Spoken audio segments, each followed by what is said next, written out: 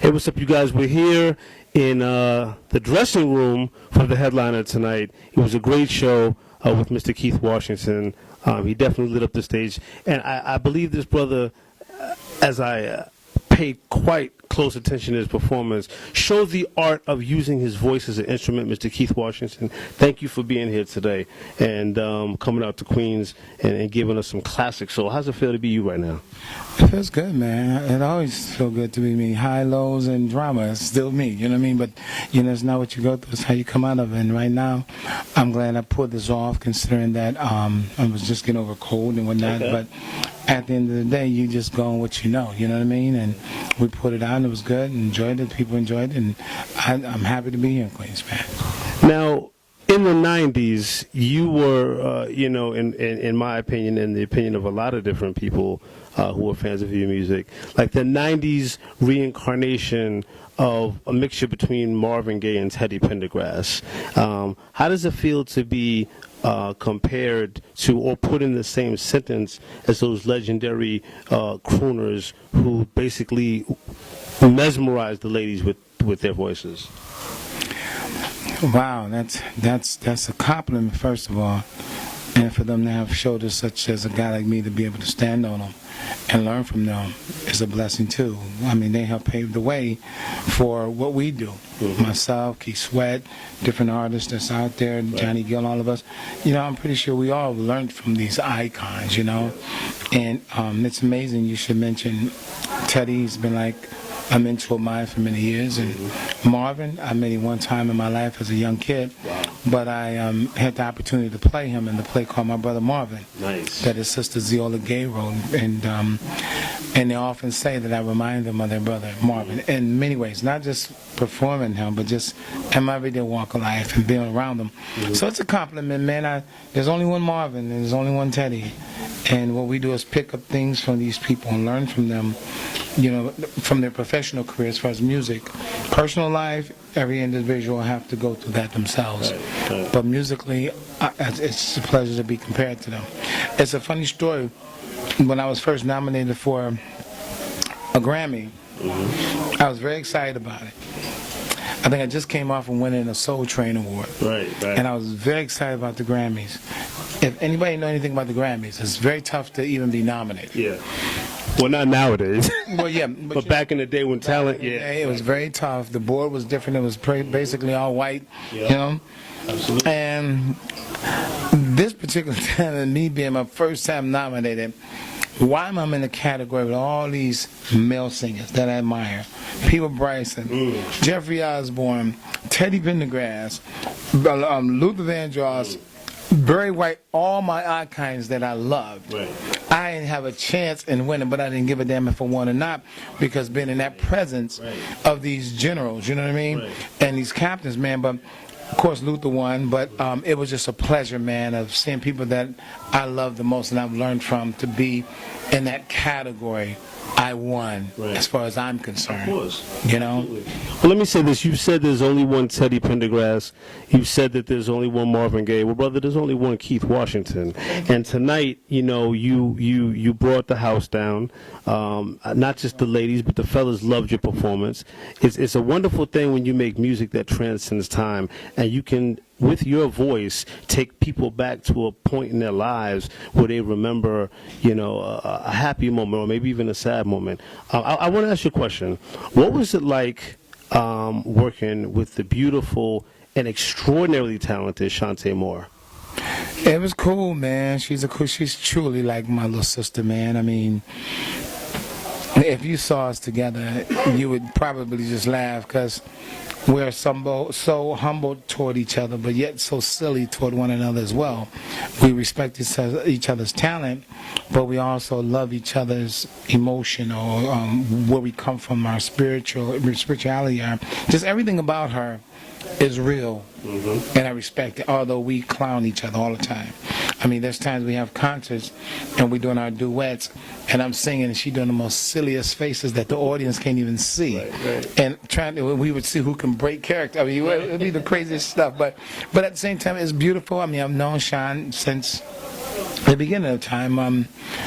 When I say that, we've known each other before we had records out. Wow. Okay. Mm-hmm. So you all have a friendship that's Years before. Right. Okay. And what happened was my record came out, and we were touring, and Mr. Louis Silas, that owned Silas MCA Records, I was on Soul Train, taping Soul Train with Destiny's Child, and he came down there, and he says, Keith, he's like my brother, he says, Keith, I signed this girl, man. Now, I ain't seen Sean in like a couple of years, you know, because I've been doing my thing. Right.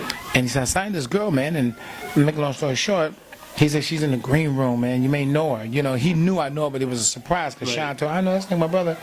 Ain't seen her in years. So I go into the green room, and there's Shantae. And I'm like, are you the one he just signed, Silas MCA? So the reason why they came there, he did sign her, and the conversation went on that we knew each other, and he thought it was a great combination like Marvin Gaye and Tammy Terrell. So we did House Party 2. The House Party 2 was Candlelight You. Right. And we did that, and just so happened, after we did it, I started touring.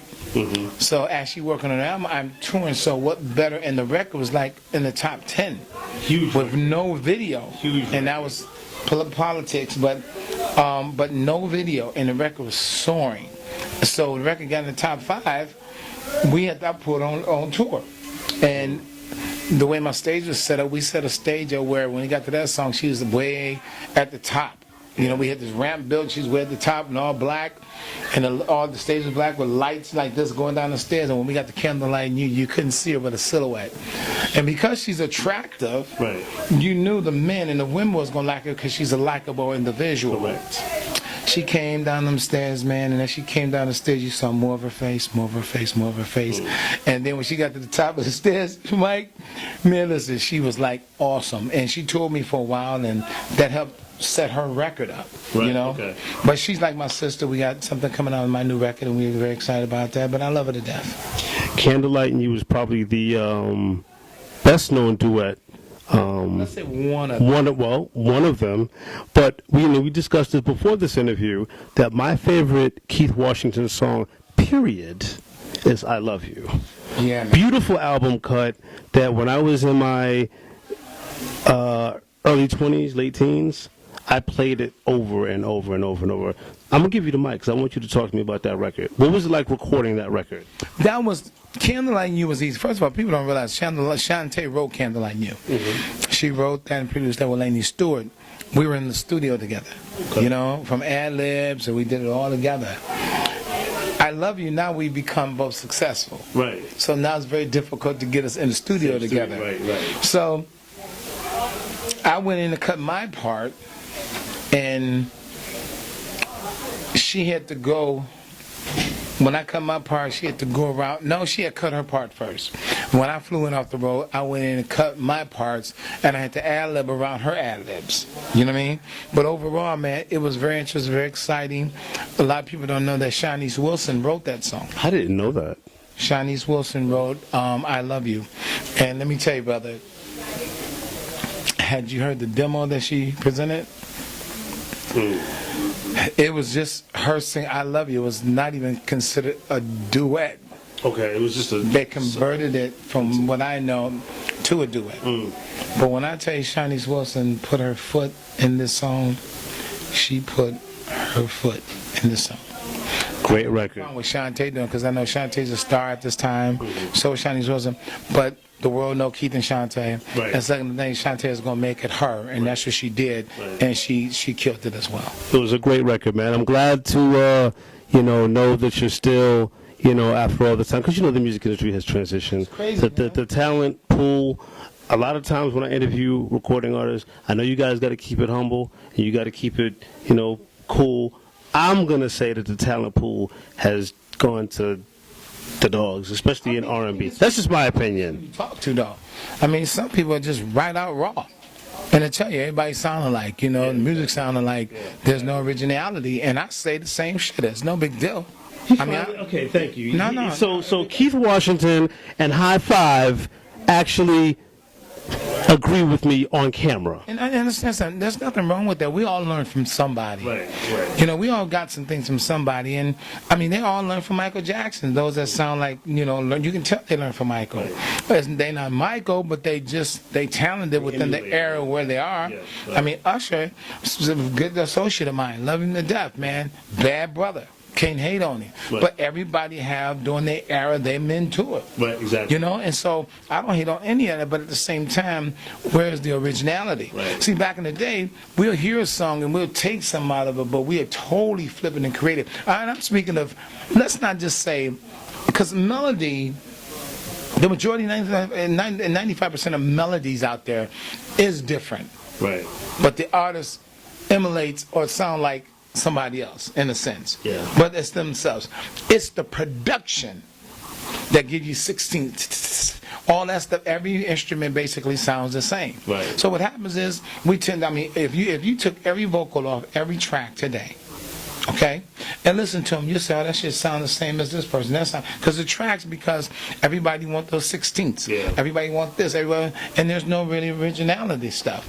You know, I love Dre, I love all Drake, I love all these guys, man, but and our artists as well. I mean, there's nothing wrong with that.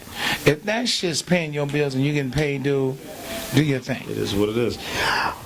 None of my younger brothers. Now, I said, Say it over.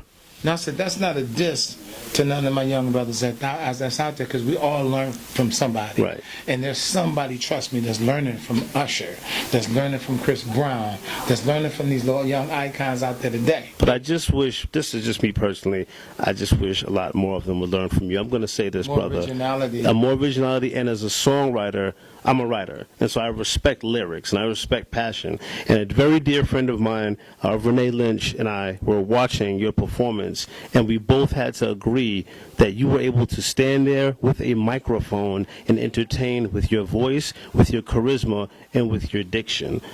That's all I'm saying. You know, there's a certain, That's a whole that's different thing. yeah. And once again, it goes back to who you learn from. Right. I grew up in the Marvin. Well, Marvin grew up with my mother's in the era, but I had records because they played them. I learned from Marvin. I learned from. I mean, quick story.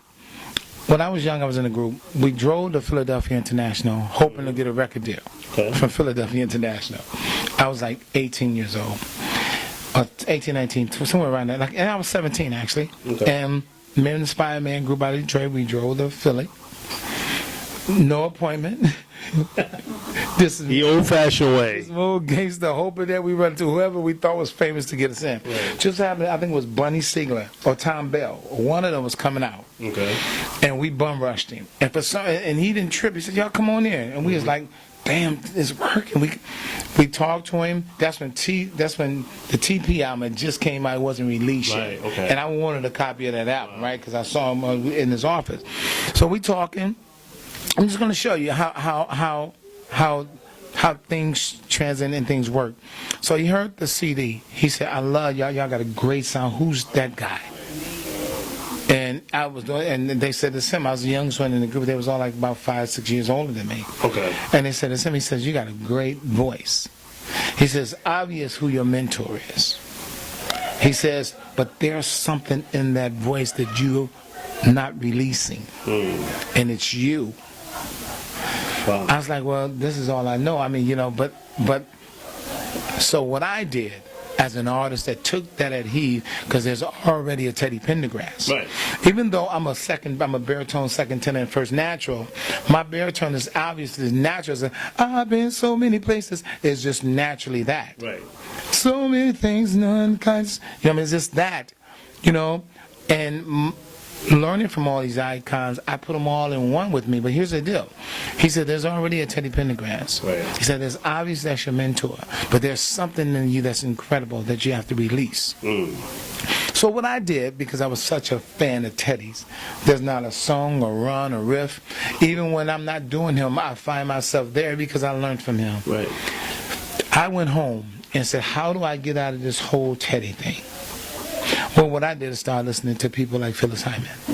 I started listening to a lot of female singers because I can't sound like them. Right, exactly. I just have to sing their songs. I was just a writer once, so I needed the answers you. I just could do me. So I had to, and I struggled with that shit. You know, because I was, the answer is you. But it was like, I struggled with it, but it brought originality to me as an artist. A lot of cats don't do that. Right. You know what I mean? They get lucky, and their luck goes on, or they get with the right people, and that's cool too, no disrespect. And I say that consistently because there's no disrespect. Whatever you get your talent from and however you get it, that's cool. But I learned from women, listening to women, jazz singers, listening to people that I knew I couldn't sing like. Right. And that gave me, because I'm a male vocalist, that gave me originality. And with the combination of me automatically being a baritone second of Teddy, and just the natural first of different people, artists that I know, and listening to them, it all came together, and it created me. Wow. You know? Wow. There's not an artist today, I'll tell you right now, that can tell you the same story I told them. I'm telling you. Because they ain't going to go listen to women. Right. Ain't nobody going to go listen to Rihanna. Well, I'm talking about guys that are going to try to sound like, well, I would hope, yeah. Let me just let me leave that Let me take alone. that. Okay, yeah, let's leave We're it alone. talking about singers here. Right? No, I'm talking about, no. That's just me, not you. I know. It's just me. No, because I like her shit. I really do. He No likes disrespect. her. Because I try to learn something from everything I listen to. They should learn more from you, though. And no disrespect, and I get that, and I appreciate you saying that, brother. But what I'm saying is, there's something I tried to figure out what made this shit triple platinum. But then you got to The world may understand. never know. Right. But so my point is this: it's like, then I understand the generation. Yeah, Somebody left the door open. wide open. You know what I mean? They should have closed it. So that's what it is. But guess what? It is what it is. And real music is funding its way back. Because guess what? How much can you listen to one song? When I say one song, many of them sing the same song. Yes, you listen to the same song 20 times a day. But let me just say this. One thing about you, brother, and I'm going to say this again, is that, and so many of my contemporaries agree with this comment, that good music does not have a shelf life at all. Okay, so when good music is recorded, good music can always be listened to over and over and over. And I personally want to thank you for bringing us, giving us, and obviously so does Dwayne Butler of Entrigue magazine. Thank you for giving us Let me Keith say one thing Washington. Before we go, and I have to say this, but see, it may be the artist and their music, but it's like somebody just fast food shit. You know what I mean? Not saying the music itself. Right. So what happens is it goes, if I can sell triple platinum with this, why not? I would do it too. And then it's radio. But see, I understand one thing about it because I did radio in Detroit. I understand one thing, man. And I watched Charlie Wilson do it. He stayed in his lane and still won. Right, that's true. R. Kelly came, my name is Charlie, and he came with There Goes My Baby. The Gap Band could sing that same shit today. Right. And it's because Charlie said, I'm not bending. Jeffrey just did a tour with me, a couple of concerts with me, and Jeffrey was talking about his record. They was telling him, well, you need to go. Jeffrey says, no, I just want to do a straight-up R&B record. Right. My fans will find it. Exactly. So I'm sticking to the grind of what it really means to do some real music. And I thank you for that. Before we go, brother, because I'm burning up because I'm wearing this hot-ass vest. You're sweating too. See, and he just got off stage. Let everybody know about your upcoming project.